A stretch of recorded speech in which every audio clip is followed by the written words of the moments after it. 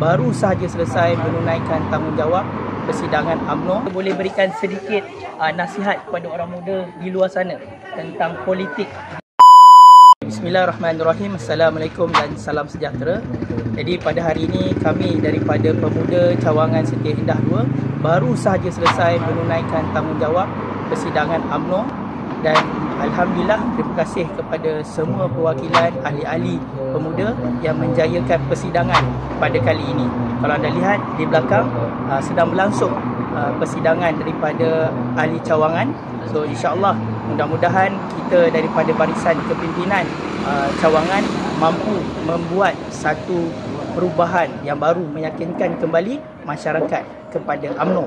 Jadi kita nak dengar sendiri bagaimana nasihat daripada ketua pemuda kita, iaitu Dr. Murad di Cawangan Setia Indah 2. Bismillahirrahmanirrahim. Assalamualaikum dan salam sejahtera. Hari ini saya bersama dengan ketua pemuda UMNO Cawangan Setia Indah 2, iaitu Dr. Murad.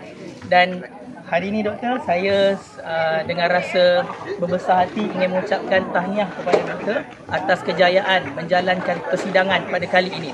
Jadi doktor, mungkin doktor boleh berikan sedikit nasihat kepada orang muda di luar sana tentang politik di negeri kita, insyaAllah. Bagi saya mudah je. Zaman sekarang adalah zaman teknologi.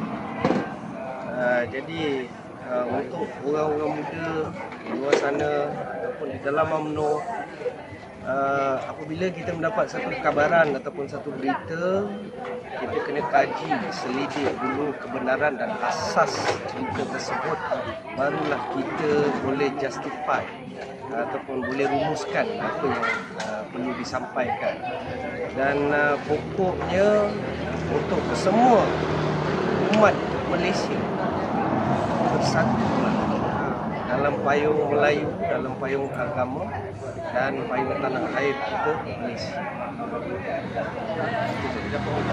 Okey doktor, tahniah doktor.